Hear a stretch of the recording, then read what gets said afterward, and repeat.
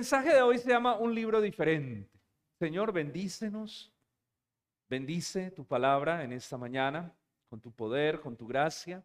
Bendice este mensaje, Señor. Inspira tu palabra y ayúdanos a entenderla. Abre nuestro entendimiento, Espíritu Santo. Te entregamos una vez más nuestra vida, nuestro entendimiento, nuestro corazón, nuestras emociones. Todo lo ponemos en tus manos y pedimos que nos hables en el nombre de Jesús. Amén y amén. Un libro diferente, 2 Timoteo 3, del 15 al 17, ténganlo allí. Bueno, hoy les voy a hablar del libro más poderoso, pero más misterioso también, de todos los tiempos. Un libro diferente a todos los libros, porque estamos hablando este mes sobre la Biblia, ¿verdad? Y precisamente el libro que vamos a hablar es el libro de la Biblia, porque es octubre, el mes de la Biblia.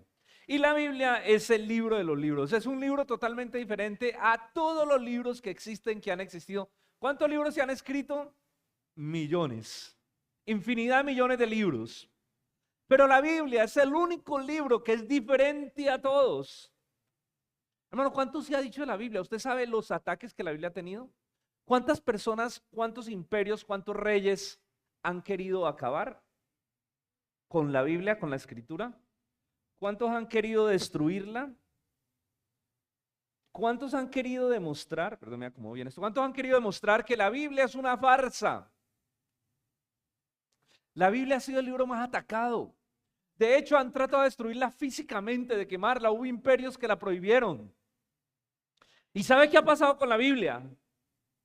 Que la Biblia continúa viva, mientras que todos estos imperios y todos estos hombres que trataron de destruirla pasaron a la historia y han muerto. La Biblia sigue más viva que nunca y con más influencia que nunca en medio de nosotros. Voy a leerles aquí una parte de un artículo de un escritor.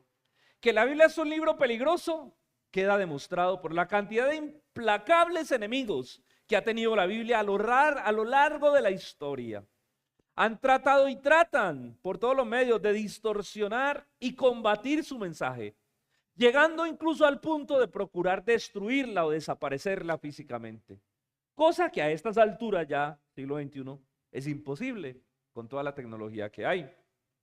Porque si no se consiguió cuando no existía la imprenta, porque la Biblia ha sido atacada antes de que existiera la imprenta, donde quemaron manuscritos, trataron de acabar con ella. Si no se consiguió antes de que existiera la imprenta, cuando no existía el internet, mucho menos ahora se va a conseguir destruirla físicamente.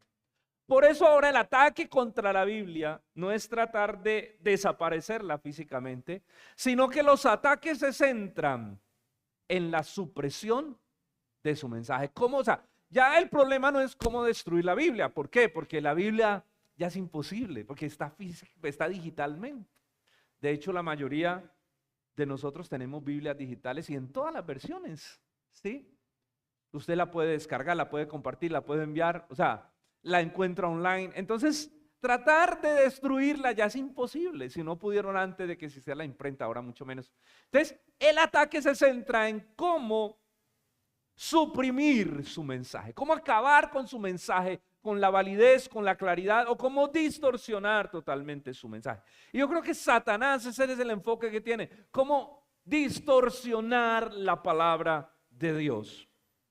Hoy vamos a hablar de la Biblia, ese libro misterioso, ese libro diferente, a través de este pasaje. En primer lugar, la primera verdad que quiero que hablemos es que la Biblia es un libro inspirado por Dios. Inspirado. ¿Por qué es diferente? Porque es el único libro, escuche, es el único libro que ha sido inspirado por Dios. Y nosotros hablamos mucho de esto y la inspiración se nos vuelve algo como muy cotidiano, pero escuche, la inspiración es algo tan profundo. Mira lo que dice el versículo 15 y 16 del texto. Dice Pablo a Timoteo, y que desde la niñez has sabido las sagradas escrituras, las cuales te pueden hacer sabio para la salvación por la fe que es en Cristo Jesús. Toda la escritura es inspirada por Dios y útil para enseñar, para redarguir, para corregir, para instruir en justicia. Inspirada. Mire, la palabra inspirada viene de una palabra griega que es theopneus, o sea, es como soplada. Viene de la palabra como que Dios ha soplado. Cuando dice que la Biblia es inspirada por Dios, es como que si Dios ha soplado. Dios ha soplado, eso significa inspirada, que hay un soplo detrás de la escritura, un soplo divino. La inspiración es el hecho de que ese soplo de Dios penetró en seres humanos, capacitándolos para percibir el mensaje divino, pero no solo percibirlo, sino para comunicarlo a través de la palabra escrita. Hermano, está la obra del Espíritu de Dios que hace capaz al hombre de recibir y comunicar las verdades divinas sin ningún error posible. Escuche, sin ningún error posible. Aunque cada uno demostró su propio estilo, convierten a la Biblia en la infalible palabra de Dios y una regla infalible de fe y conducta. O sea, inspirada es que ha sido Dios quien tomó a un hombre, por ejemplo como Pablo, sopló sobre él su palabra, Pablo entendió y fue capacitado por el Espíritu, como todos los escritores bíblicos, de comunicar el mensaje de Dios sin ningún error posible. Claro, y wow, esto es una verdad muy poderosa y más hoy en día, porque la gente dice, es que si la Biblia fue escrita por hombres, significa que la Biblia es un libro que tiene errores. Pero los que creemos en la inspiración de la Escritura, creemos que la Biblia es un libro inerrante. La Biblia, lo inspirado, la palabra. Que luego se añadieron versículos, que luego se añadieron cosas que fueron importantes para dar un orden, porque imagínense si nosotros no tuviéramos capítulos, versículos y libros, ¿cómo podríamos buscar la Biblia? ¿Sí? Digamos que esas cosas no se consideran inspiradas. Digamos que, bueno, Dios le ha dado al hombre la sabiduría para organizar su libro inspirado. Nosotros creemos que la Biblia ha sido inspirada y dentro de esa inspiración hay varias posiciones de inspiración y se las voy a explicar ahorita. O sea, hoy tiene que estar muy concentrado porque vamos a tratar algunos aspectos también muy técnicos de lo que significa la inspiración. La Biblia para nosotros fue inspirada en lo que llamamos la inspiración plenaria, la inspiración plenaria. La inspiración plenaria significa que todos los libros, todos en su plenitud, fueron inspirados por Dios. Solo la Biblia, no otros libros. Todos son inspirados por Dios, desde Génesis hasta Apocalipsis, los que están incluidos en el canon bíblico. Y no hay ningún libro que tenga más autoridad que otros. Todos tienen la misma inspiración, la misma relevancia, el mismo poder para la iglesia. O que se necesite algún libro menos que otro, porque ya lo dijimos, todos tienen la misma inspiración. Segundo, inspiración plenaria significa que la escritura es inspirada en los diferentes tipos de estilo literario en los cuales fue escrito. Entonces, inspiración plenaria es que la Biblia fue inspirada plenamente, de Génesis a Apocalipsis, pero hay varios géneros literarios que se utilizan en los diferentes libros de la Biblia. Por ejemplo, nosotros tenemos los salmos, ¿sí? Tenemos profetas mayores, profetas menores, tenemos las cartas. O sea, cada uno tenemos Apocalipsis, cada uno tiene un matiz de escritura diferente, cada uno tiene un estilo literario diferente, pero todos ellos fueron inspirados por Dios, de Génesis a Apocalipsis. Ahora, usted ha visto que hay unas Biblias que tienen lo que llamamos los libros apócrifos, sobre todo las Biblias católicas. ¿Usted de pronto ha visto algunas Biblias que tienen otros libros? Que tienen Tobías, Macabeos, que son considerados para muchos de nosotros libros históricos, pero no libros inspirados por Dios.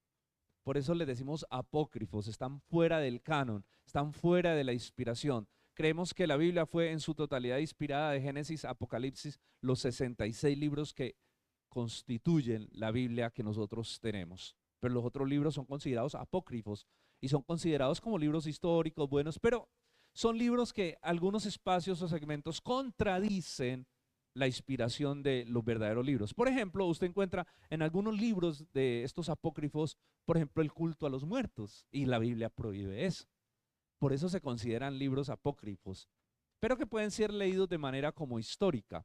Bueno, la Biblia es el único libro inspirado por Dios. Y escuche, cuando nosotros hablamos de que la Biblia es inspirada por Dios, esto es muy importante.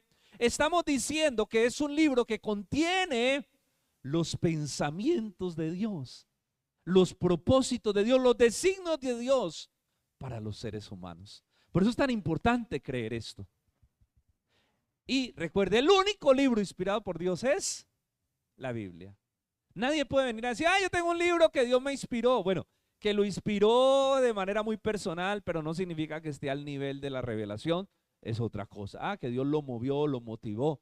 Pero ningún otro libro aparte de la Biblia es inspirado, es respirado por Dios de manera tan poderosa y tan clara. Hermano, la inspiración es un asunto de fe. Nosotros los cristianos creemos que la Escritura es inspirada por Dios y la honramos como nuestra máxima fuente de autoridad. Es decir, nosotros queremos saber acerca de algo y queremos saber la verdad. ¿A dónde vamos? A la Biblia. Por eso es que es tan importante decir la Biblia dice. O sea, es que, ¿cómo defino yo la verdad de un elemento de algo? Porque la Biblia dice. ¿Qué dice la Biblia acerca de eso? ¿Qué dice la Biblia acerca de la amistad? ¿Qué dice la Biblia acerca de las relaciones? ¿Qué dice la Biblia acerca del pecado?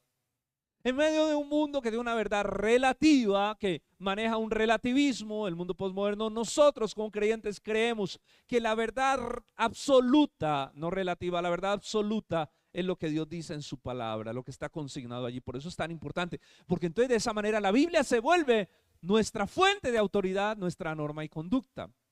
Y aquí nosotros estamos muy separados de la Iglesia Católica en esto, porque ustedes saben que para la Iglesia Católica, ¿cuál es la mayor fuente de autoridad? ¿Cuál es la mayor fuente de autoridad? El Papa.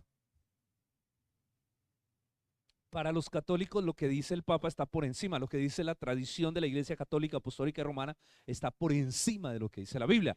Entonces para ellos la máxima fuente de autoridad no es la Biblia, sino la tradición. Para nosotros no. Yo puedo decir algo como pastor, pero si eso está totalmente en contra de lo que dice la Biblia, usted está en todo su derecho a decir, yo eso no lo creo, porque la Biblia no dice eso que usted está enseñando. Entonces, para nosotros la máxima fuente de autoridad es la Biblia, es la palabra de Dios. Hermano, y la inspiración es un asunto de fe. Nosotros lo creemos así. Lo creemos porque tenemos suficiente evidencia y suficiente evidencia en nuestra vida de cómo la Biblia nos ha transformado, nos ha cambiado nuestra vida.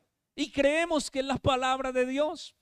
Entonces, les decía ahorita que hay diferentes tipos de teorías de la inspiración. O sea, nosotros creemos en lo que es la inspiración plenaria de las Escrituras. Pero hay diferentes tipos de teorías. Por ejemplo, algunos dicen, hay una inspiración que se llama la inspiración natural. Es una teoría de la inspiración. La inspiración natural dice que la Biblia fue escrita por hombres con poderes como, o sea, con hombres muy, muy buenos y sinceros, pero que tenían un talento, un genio especial que Dios les dio. Entonces no fue que Dios sopló, sino que ellos nacieron con un don especial, con un talento y pudieron escribir estas palabras porque tenían una fuerza intelectual extraordinaria. Cuando usted, es que la Biblia es un libro tan asombroso que fue escrito a través de un periodo de años muy largo y por diferentes autores en diferentes continentes, de diferentes clases sociales, pero todos coinciden en un mismo mensaje. O sea, la Biblia es una unidad en todo su mensaje, ¿sí? Entonces nosotros creemos que la inspiración no es natural, porque así sean hombres muy ilustres, ninguno va a coincidir en una misma temática, en un mismo hilo y en un mismo punto. Usted, estoy seguro que si usted de aquí saca 10 personas ilustres y los pone a escribir acerca de un tema, se van a contradecir en cosas, no se van a complementar, porque ellos cada uno va a estar escribiendo por su lado.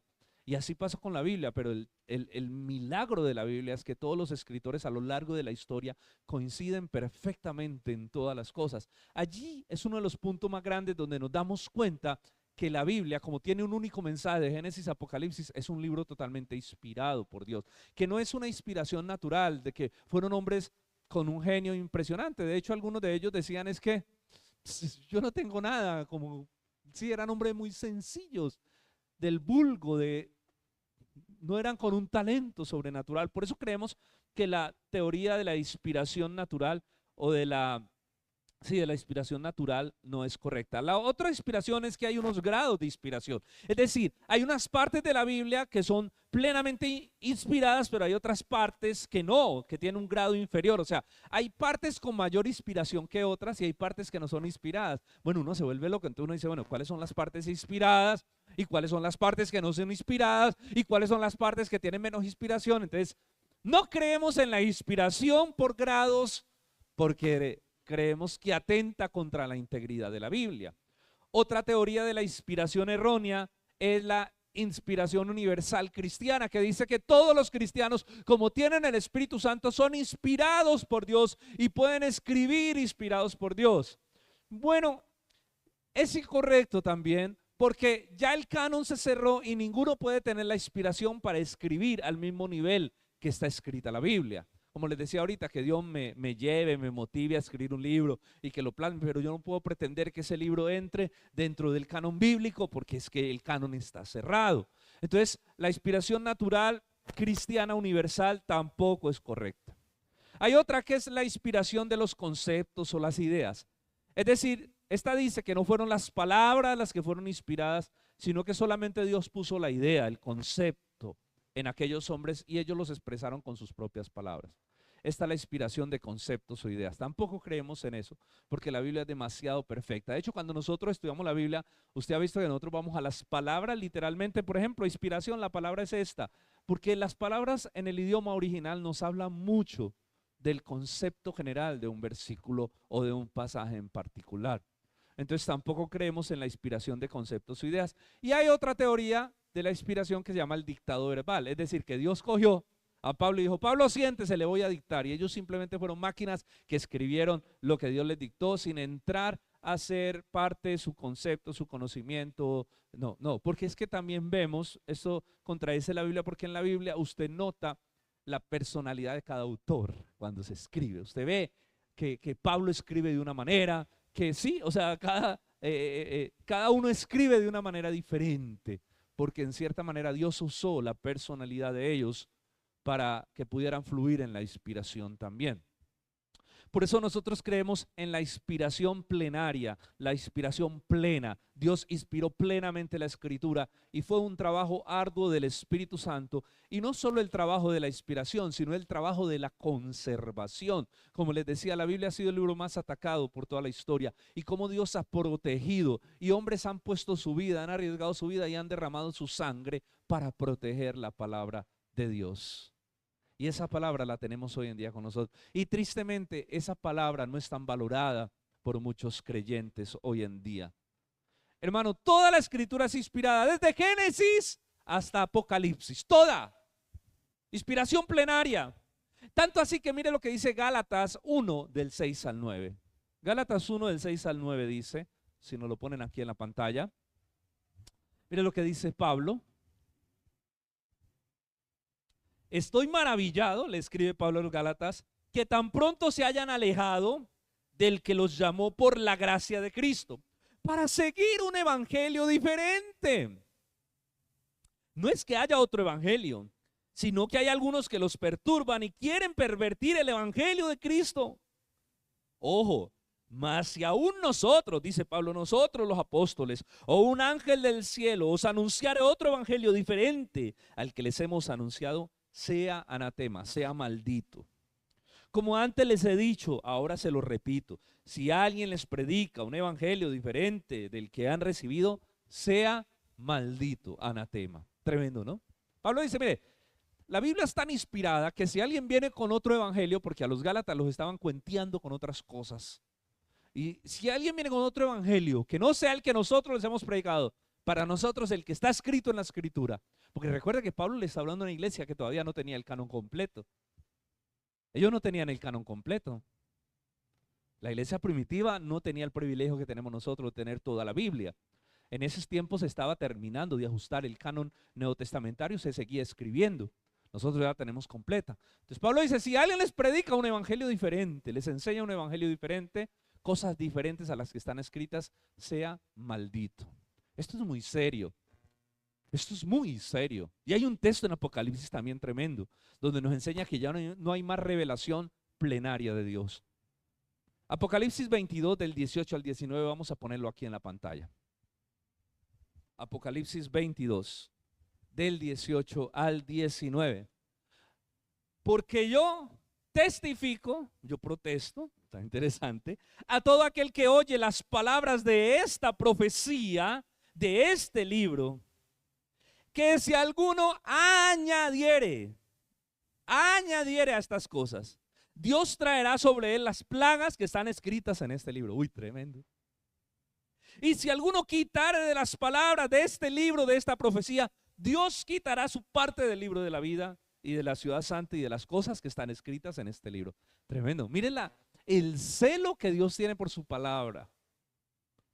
Hermano, la Biblia es inalterable. Por eso es que es tan importante que nosotros aprendamos a estudiar la Biblia, y por eso es tan importante estar en una iglesia de sana doctrina que le guste estudiar la Biblia, porque lo digo con mucho amor y respeto. Hay muchos cristianos que no les gusta estudiar la Biblia, que no les gusta estudiar la Biblia, que no les gusta dedicarse al estudio de la Escritura, y es tan importante que nosotros podamos, hermanos, tener nuestro estudio, por ejemplo, devocional todos los días de la palabra. Alexis tiene un grupo, ¿verdad?, donde envías el devocional. Si usted quiere que todos los días le llegue el devocional de nuestra iglesia, lo que pasa es que no lo mandamos por el grupo de la iglesia porque no queremos, hay gente que no le gusta que le lleguen todos los días mensajes. Nosotros tratamos por el grupo de la iglesia de mandar lo estrictamente necesario en lo que se refiere a información o algunas cosas que creemos relevantes.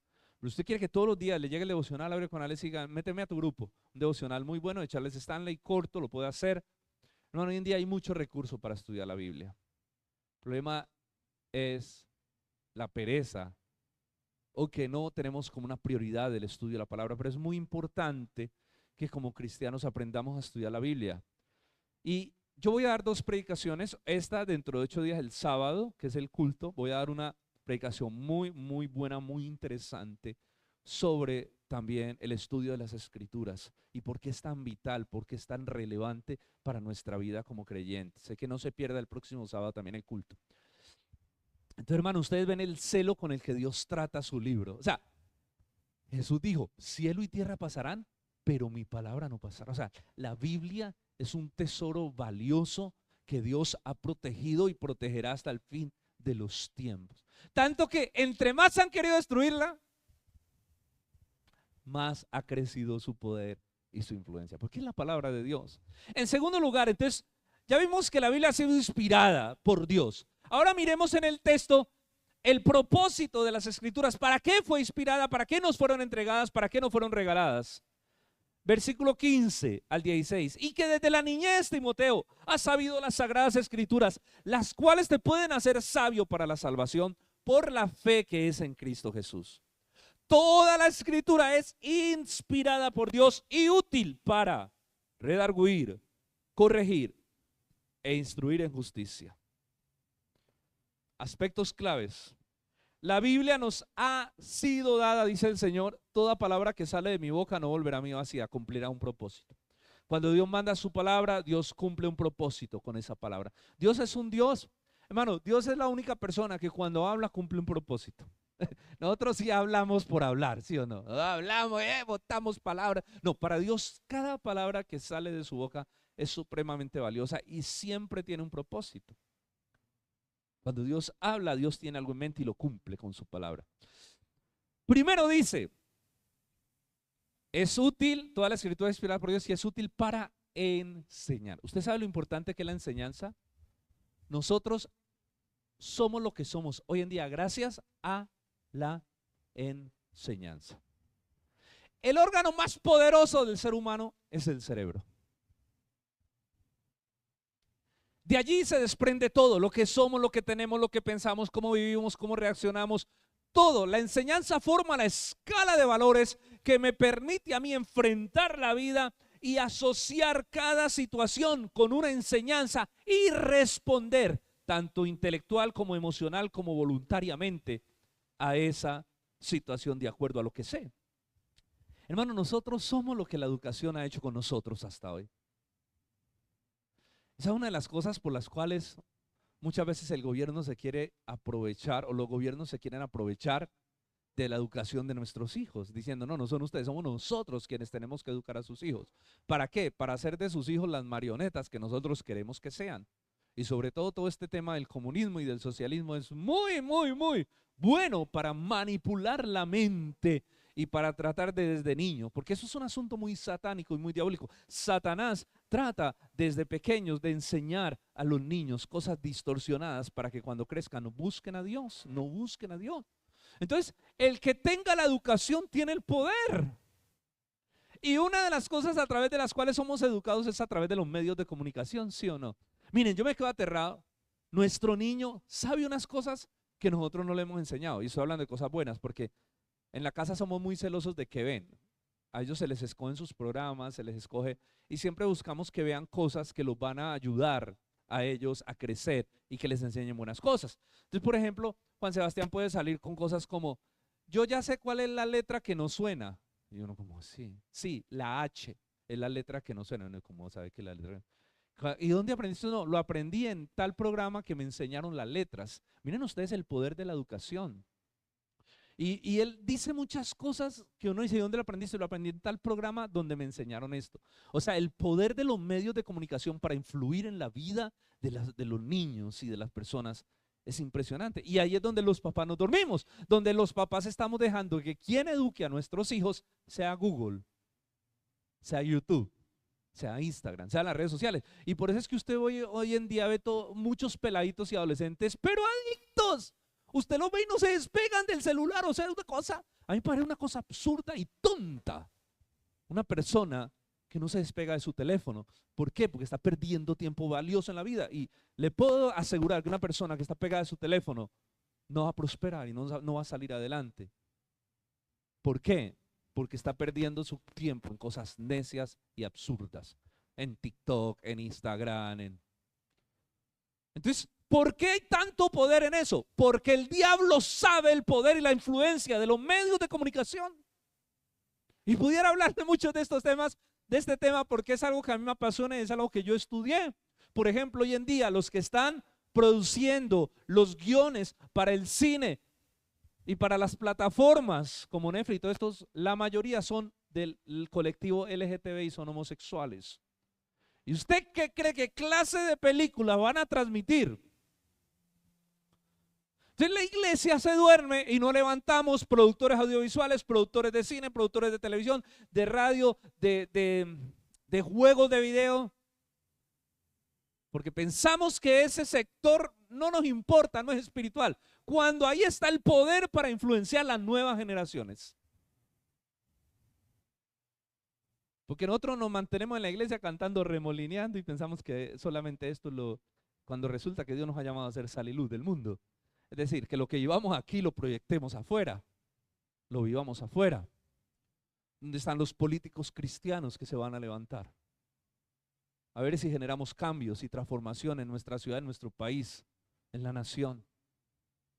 Por eso me gustó mucho la película de ayer, porque la película de ayer muestra a un Cristo que se vive en todas las esferas de la vida cotidiana, no solo en la iglesia, un Cristo que se vive en el trabajo. Ustedes vieron la empresa, era una empresa cristiana que lo que producía parte de lo que ganaba la empresa iba destinado a los misioneros y a los ministerios, a sostener todo o sea, era una cosa impresionante, cómo vivir a Cristo realmente. Entonces la iglesia, nosotros tenemos que aprender a vivir a Cristo en nuestra vida, a hacer influencia en una sociedad pervertida y dañada. Entonces la enseñanza, la Biblia fue hecha para enseñar, es un proceso clave, es un proceso de madurez. Y Pablo le dice a Timoteo, tú tienes una gran ventaja, Timoteo, desde niño has sido enseñado en las sagradas escrituras. ¡Wow! Desde niño. Hermano, ¿cuánto hubiera querido? ¿Usted sabe cuántas luchas nos hubiera ahorrado a nosotros en la vida haber sido instruidos desde pequeñitos en la Biblia? ¿Cuántas luchas, cuántas crisis, cuántos problemas? Pablo dice a Timoteo, Timoteo, tú eres muy bendecido porque tu abuela y tu mamá han sembrado la palabra de Dios. Desde pequeño se han sentado contigo, te han enseñado. Hermano, como iglesia, como padres tenemos que hacer eso. Nuestros hijos tienen que ser educados por nosotros en la palabra de Dios. Hoy me sentía muy alegre y muy contento porque hoy me levanté. Y perdóneme que a veces ponga experiencias y son cosas bonitas que me han pasado y quiero compartirlas. Pero por ejemplo, hoy me levanté a orar y a meditar en el mensaje. Y estaba yo allí cuando yo miro a Abby que se levantó muy temprano y sacó varios libros y yo le digo, Abby, ¿qué estás haciendo? Me dice, papá, estoy haciendo mi devocional. ¿Y qué estás haciendo? Estoy estudiando 3 libros. Yo, ¿cómo así? Cuéntame. Estoy estudiando primero Proverbios, me dijo, Proverbios. Estoy siguiendo lo que mi mamá nos ha enseñado de Proverbios. Todos los días estudio mi proverbio, lo analizo, lo medito. Estoy estudiando el libro, ay, se me fue en ese. Me dijo, estoy estudiando el libro de, creo que era Daniel. Me dijo, estoy estudiando el libro de Daniel en este tiempo. Y yo, ¿en serio? Sí, estoy en el capítulo tal, estoy estudiando el libro como tal. Y estoy leyendo este libro cristiano que se llama Mentiras que las jóvenes creen. Mi devocional está repartido. Y yo decía, uy, ya vas más avanzada que muchos. Sí, de un devocional estructurado. Tiene, o sea, un estudio dedicado de la palabra a los 9 añitos que tiene. Y yo creo que eso va a dar su fruto fuertemente. Pero saben, hermanos, ese ha sido un trabajo muy dedicado y tengo que reconocer que en particular ha sido un trabajo muy dedicado de mi esposa, que todas las noches Juan Sebastián no se acuesta sin que se lean su libro devocional. Toda la noche se enseña, mi mamá, tráeme ese libro. Entonces, claro, ellos desde niños están siendo machacados por la palabra de Dios, machacados por la palabra. La palabra de Dios está entrando, penetrando. Y nosotros esperamos que eso dé un fruto y que ellos se conviertan a Cristo en su momento y ellos puedan ser hombres y mujeres de Dios. Ese es nuestro trabajo. Yo no puedo pretender que el domingo traigo los niños a la iglesia y que en una hora que tienen de culto 45, si la prédica se acaba rápido 45, les metan todo con todo tipo de contenido que les ayude a combatir lo que han visto en las redes sociales, en el colegio, en sus amigos durante toda la semana. La enseñanza es muy poderosa. Tenemos, hermanos, que ser dedicados con nuestra familia a enseñar la palabra del Señor. Pablo dice, Timoteo tiene una gran ventaja, desde niño ha sido instruido en las escrituras. Y mire, un joven, y Dios ya lo está usando como pastor de una iglesia. Dice el texto también que nos redarguye. Fue inspirada para redarguir. ¿Qué significa redarguir? Ustedes han jugado, ¿cómo se llama ese juego? Que uno con una mímica, el otro tiene que acertar la palabra, ¿no? Redarguir es algo como que, okay, es algo que te mueve. Redarguir sencillamente es causar arrepentimiento, es remover tus entrañas, es remover lo más profundo de tu conciencia para convencerte de un pecado. ¿Sabe qué hace la Biblia? Te convence de pecado. La Biblia penetra hasta los tuétanos, dice, y discierne las intenciones de corazón. ¿Qué quiere decir eso? Que la Biblia nos muestra, nos redarguye de nuestro pecado. ¿Sí o no? La Biblia nos redarguye nuestro pecado, nos muestran. Pero también dice que nos corrige, para corregir. ¿Y qué es corregir? Corregir es cambiar de opinión. Nosotros somos testarudos. ¿Cuántos reconocen que son testarudos por naturaleza? Nosotros somos, los seres humanos somos lo más testarudo del mundo. Y somos parados en nuestra propia opinión y nos creemos nuestras propias mentiras. Pues ¿qué hace la Biblia? La Biblia te corrige. No seas sabio en tu propia opinión. La Biblia te corrige. La Biblia te dice, eso no está bien, corrige tu camino, corrige tu rumbo, cambia. Si ustedes, los que estuvieron en la película de ayer, vieron qué fue lo que transformó la vida del joven. ¿Cómo era que se llamaba? Alay, ¿cómo es? ¿Cómo? Isaías. Asaya, bueno, sí. ¿Qué fue lo que transformó a ese joven, un joven testarudo que mantenía pegado del play? Y no vamos a satanizar el play, de hecho a mí me gusta jugar en sus tiempos libres, pero ¿qué era lo que transformó la vida de este joven que prácticamente era un pelado que no hacía nada, era un pelado que no le importaba nada, muy herido por la relación con su padre, en el hombre que se transformó? Pues que ustedes lo ven al final de la película, es un hombre totalmente renovado y un hombre con proyección, que fue prácticamente el último contrato de la empresa lo hizo él. O sea, era un hombre que ya estaba listo inclusive para otro cargo más grande en la empresa.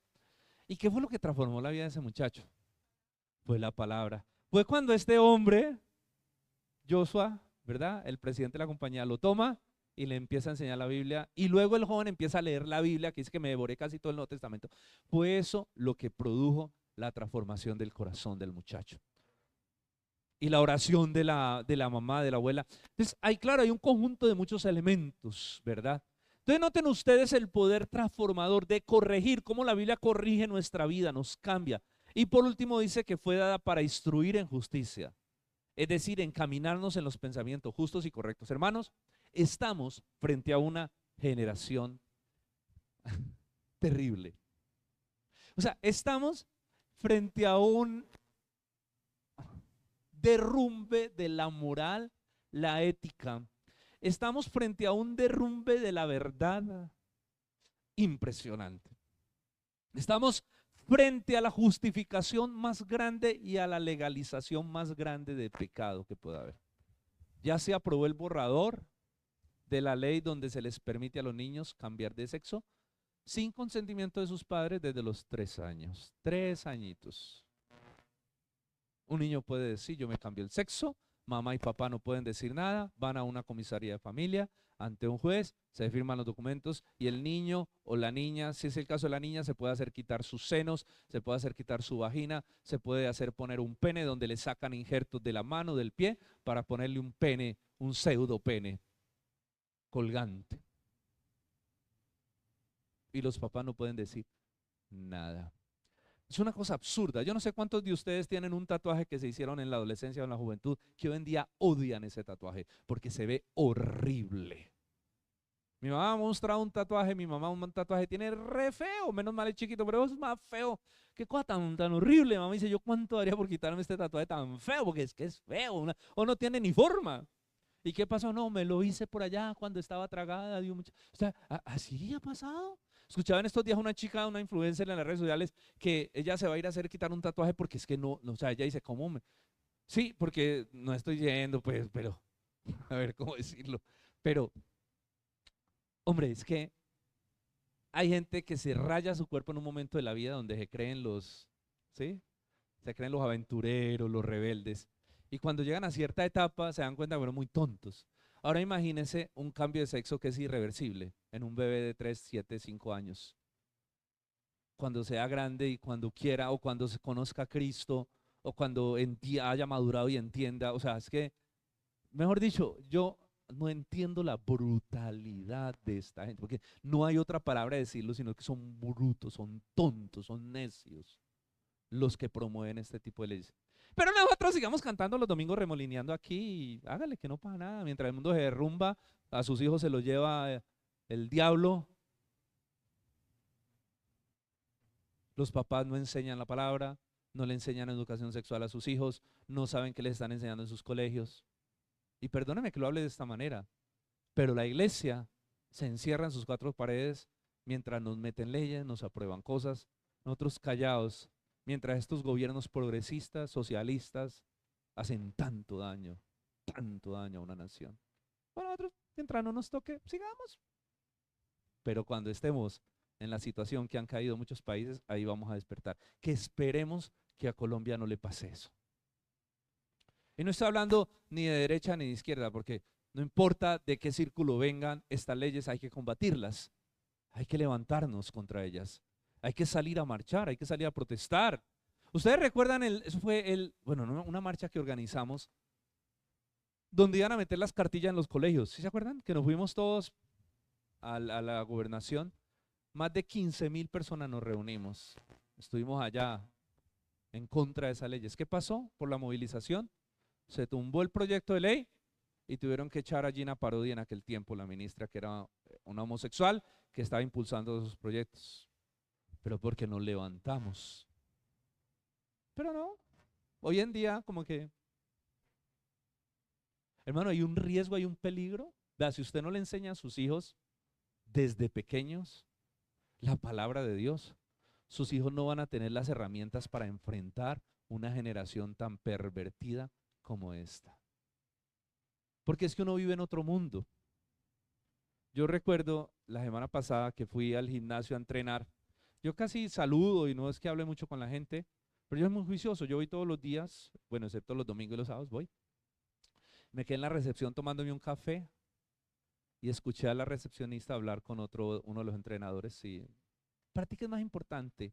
¿El placer o el amor? Entonces él le decía, no, pues el placer, y ella, no, para mí también, y empezaron a hablar. Y luego me miran, que yo estaba ahí sentado y me preguntan, ¿y para usted qué es más importante, el placer o el amor? No, me dieron papaya, yo saqué mi cátedra. Yo le saqué mi cátedra de la importancia del amor y que el placer, si no hay amor, no tiene sentido, y el peligro que hay en el placer sin amor y eso. Y las mamás me escuchaban. Y yo dije, yo creo que los convencí con esta. Cuando mira ella me dice, no, para mí sigue más importante el placer, y él también. No. Y luego empezaron a decir unas cosas que yo me tuve que ir. Me tuve que ir porque me afectó ya la manera en que estaban hablando. La Biblia dice que las malas conversaciones corrompen las buenas costumbres. Hay una manera en que habla el mundo hoy en día que yo desperté a eso ese día. Yo dije, Dios mío, yo no puedo creer que la gente piense, hable y viva así. O sea, estamos frente a una de las generaciones más inmorales. Sodoma y Gomorra le quedó pendejo. Y sus jóvenes, nuestros niños, van a exponerse a esa inmoralidad. Y si ellos no tienen argumentos, y si ellos no conocen al Señor, este mundo se los va a tragar vivos. Y si sus hijos estudian, con todo respeto lo digo, en un colegio público, porque nosotros hemos sido muy celosos y metimos a Javier en un colegio cristiano, y Juanse también, dijimos, mientras los vamos a proteger, ahí los metemos. Pero es que listo, ahí están protegidos hasta cierto punto, porque también se ven muchas cosas. Pero es que en los colegios normales, no tiene que ver público, porque puede ser público o privado. Hermano, el nivel, porque puede ser público o privado, es que ya en los privados también se ven unas cosas horribles, ¿sí? Pero el nivel de inmoralidad que nuestros jóvenes viven, o sea, están expuestos, pongámoslo así, están expuestos, es impresionante. Es impresionante. Los jóvenes ya empiezan a tener relaciones sexuales a los 10 años, 11 años, 12 años. En los colegios se encuentran condones tirados en los baños todo el tiempo. La droga la venden a la salida de las instituciones públicas. Ya se enseña todo el tema de, todo este tema de, sí, del homosexualismo, de la ideología de género. O sea, todo esto, hermano, está con una ventaja, está cogiendo un ritmo impresionante. Y lo único que puede ayudarles a sus hijos a enfrentar este mundo es la palabra de Dios. Que ellos se metan con Dios y conozcan a Dios. Nos enfrentamos frente a una generación muy similar a Sodoma y Gomorra. Yo literalmente lo digo, estamos en un punto donde somos muy similar a lo que ha sido Sodoma y Gomorra, que querían violar los ángeles que llegaron. Sí, es que es horrible. Es terrible, lo que pasa es que uno vive en una cajita de cristal, porque uno se relaciona con cristianos, uno trabaja con cristianos, uno está metido con gente, sí, pero métase a otros círculos, escuche otros círculos y usted se va a dar cuenta de lo podrido que está la moral y el sentido común de nuestra sociedad. Y con esto quiero despertarlo, no tenían el mensaje, pero creo que vale la pena que despertemos. Hace poco tuvimos una marcha en contra de este proyecto de ley. Y a mí una de las cosas que me dio tristeza, lo que pasa es que también, perdón, porque no enviamos la información a tiempo, yo me enteré muy tarde, pero una de las cosas que tenemos que ser partícipes de estos eventos, hermano. A mí me hubiese gustado que hubiera salido muchísima más gente a esta marcha, pero tenemos que salir a protestar contra esto. O sea, es que no nos podemos dejar meter esos proyectos, o sea, es que no podemos ser bobos. Y tenemos que pararnos en la raya en contra de todos estos proyectos de ley que están degenerando más la sociedad y están afectando nuestros niños. Muy bien. Y por último, el propósito entonces de las escrituras, el propósito final de ellas, a fin, versículo 17, ¿cuánto tiempo me queda? A fin de que el hombre de Dios sea perfecto, enteramente preparado para toda buena obra. El hombre de Dios sea ¿qué? Enteramente preparado para toda buena obra, de que el hombre de Dios sea perfecto. Hermano, el propósito final de la escritura es revelar a Dios al corazón humano. Es decir, el hombre no puede conocer a Dios a profundidad sin la Biblia. Ustedes saben que hay dos revelaciones, la revelación natural y la revelación especial. La revelación natural es que Dios se ha revelado a partir de todo lo creado. Los cielos cuentan la gloria de Dios y el firmamento anuncia la obra de sus manos. Pero esa revelación no me dice que soy pecador. Pero esa revelación no me dice que Dios tiene un plan para mí de salvación. Hay muchas cosas que la revelación general no me dice, que la encuentro en la revelación especial que la Biblia. Entonces el propósito de Dios es revelar al corazón humano su carácter, su plan, su propósito. Dice la Biblia, apúntelo, no lo voy a leer, 1 Corintios 2 del 11 al 13 dice que el espíritu del hombre conoce las cosas del hombre y el espíritu de Dios conoce lo profundo de Dios, los pensamientos de Dios, y nosotros hemos recibido el espíritu de Dios, no el espíritu del mundo.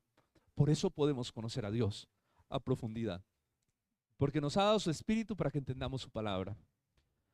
Hermano, ningún hombre puede conocer a Dios profundamente si no es por medio de la Biblia, porque la Biblia es el libro donde Dios se revela. La Biblia es la carta de Dios al hombre donde le dice quién es Él, cuál es su carácter, cuáles son sus planes, sus propósitos y cuál es nuestro problema. ¿Y cuál es nuestro problema? El objetivo de las Escrituras es darme un claro concepto de Dios para que podamos relacionarnos profundamente con Él. Entonces Pablo le dice a Timoteo, las Escrituras te ayudan a ser salvo. Versículo 15, que desde la niñez has sabido la Sagrada Escritura, las cuales te pueden hacer sabio para la salvación en Cristo Jesús. A veces pensamos que nuestros hijos se van a salvar si vienen a la iglesia. Error. Nuestros hijos se van a salvar si conocen al Dios del que se predica en la iglesia, que está en las Escrituras, si ellos estudian la Biblia. Eso es lo que les va a traer salvación a ellos. Pablo dice a Timoteo, la Biblia te ayuda a ser salvo, porque el propósito de Dios en las Escrituras es conducirnos a Cristo. Desde el antiguo, no es que lo que falta es tiempo para predicar, hermanos, pero yo dentro de 8 días voy a tratar otra predicación sobre las Escrituras.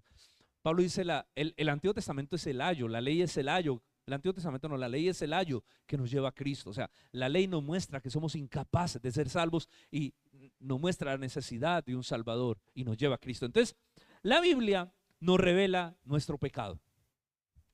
La Biblia te dice, mira, el problema que vos tenés es que sos un pecador empedernido por naturaleza. Sos un pecador por naturaleza. Tenés ese problema. Yo soy un pecador por naturaleza. Entonces la Biblia no revela la solución. Dios dice, la solución es Cristo. La muerte y la resurrección de Cristo es lo único que puede venir a transformar tu vida, perdonar tu pecado y cambiarte y liberarte de la esclavitud de tu pecado. Lo vimos en la película ayer. Entonces la Biblia te muestra a Cristo crucificado, resucitado. Te muestra el plan de Dios para salvarte. Y la Biblia te muestra tu futuro con Cristo, la eternidad, el plan final, la eternidad futura, la salvación total y plena que tenemos en Cristo. O sea, la Biblia nos revela todo el plan. Es impresionante, de Génesis a Apocalipsis. Hay un libro, a ver si lo recuerdo, que se lo recomiendo muchísimo, déjeme si lo recuerdo ya. Evidencia que exige un veredicto, yo ya lo he recomendado, de John McDowell. Si no me equivoco, es de John McDowell. Evidencia que exige un veredicto es un libro muy bueno que habla acerca de cómo Dios, hay evidencia bíblica de la realidad de Dios y cómo Dios puede transformar el corazón humano.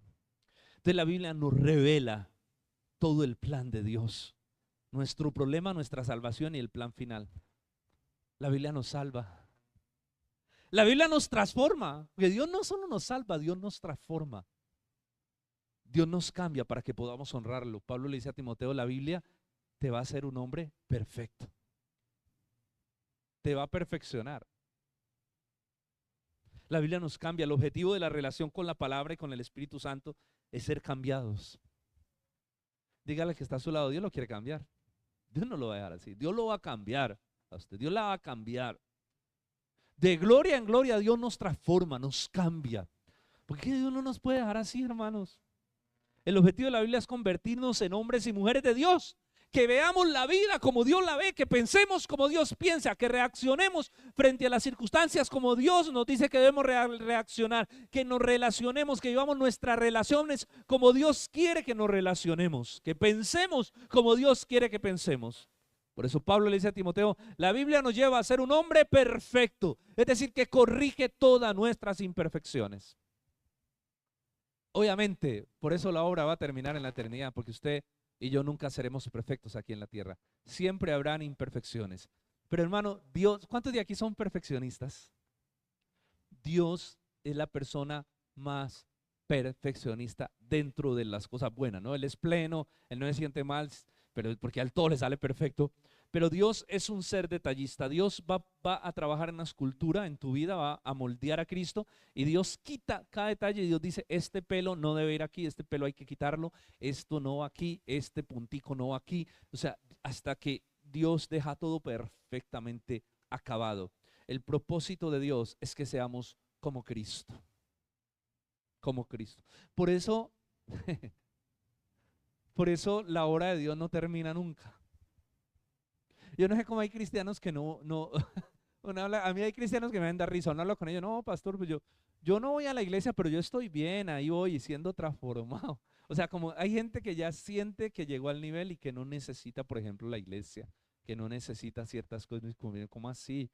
O sea, si tú estás en un proceso donde requieres de todos los elementos de gracia, de todos los elementos de la fe para que Dios te cambie y te transforme. No puedes quitar ninguno, ni la oración, ni la palabra, ni la iglesia, ni el congregarte. Son vitales para tu proceso de transformación, en que te conviertas en un hombre y en una mujer de Dios en todos los aspectos de tu vida. Y sabes, por último, la Biblia te prepara para que cumplas con tu ministerio.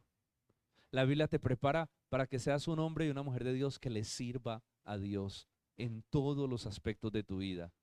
Que estés enteramente preparado para toda buena obra, para que puedas desarrollar los propósitos que Dios tiene contigo para esta humanidad. Para que tú, como lo vimos en la película, puedas guiar a otros a conocer a Cristo. Ese es el propósito. ¿Por qué estamos aquí en la tierra? Para guiar a otros a conocer a Cristo, ¿o no? Estamos aquí para guiar a otros a conocer a Cristo, para ser discípulos, para enseñarles acerca de la fe. Por eso es tan importante que podamos nosotros hacer nuestros discípulos, hablarle a la gente de Cristo y empezar a trabajar con ellos en un proceso de que ellos conozcan al Señor, que usted se apropie de ese proceso y usted diga, esta persona yo le hablé de Cristo, esta persona yo le estoy compartiendo, estoy pendiente de que esté leyendo la Biblia, de explicarle las dudas que tiene, de orar por ella, de que si necesita la acompaño en oración en medio de sus problemas, de acompañarla para que vaya a la iglesia, de acompañarla para que ella logre bautizarse. O sea, es todo un proceso. Hacer discípulos no es, pastor, vea, yo le hablé a este de Cristo, ahí lo traigo a ver qué hacen acá. No, es su discípulo.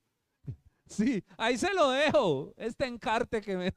No, venga, ¿cómo así? Dios nos llamó a ser discípulos, es decir, que usted pueda tomar una persona, por eso la película es muy tremenda, porque usted, una de las cosas que decían es que toda persona que toma, dura 2 años con ella. ¿Ustedes vieron, no? O sea, Josué hacía un proceso con cada persona de 2 años para que conociera a Cristo y luego le decía, listo, tú ya conociste a Cristo, ya creciste en la fe, ahora tú tienes que coger a otro o otras personas y hacer lo mismo con ellas. ¿Usted se imagina que si la iglesia pensara de esa manera, porque es la manera bíblica de pensar, cuánta gente la iglesia de Cristo podía alcanzar?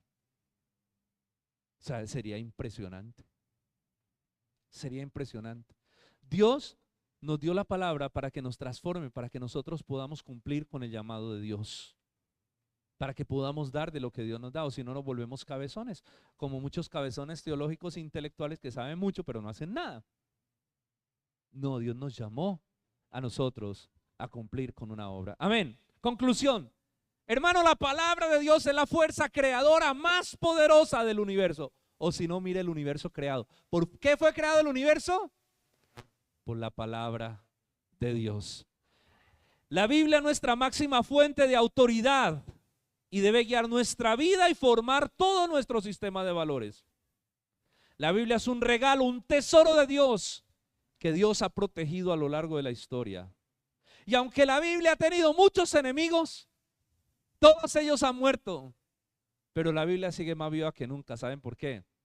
Porque cielo y tierra pasará, dijo el Señor, pero mi palabra nunca, nunca pasará.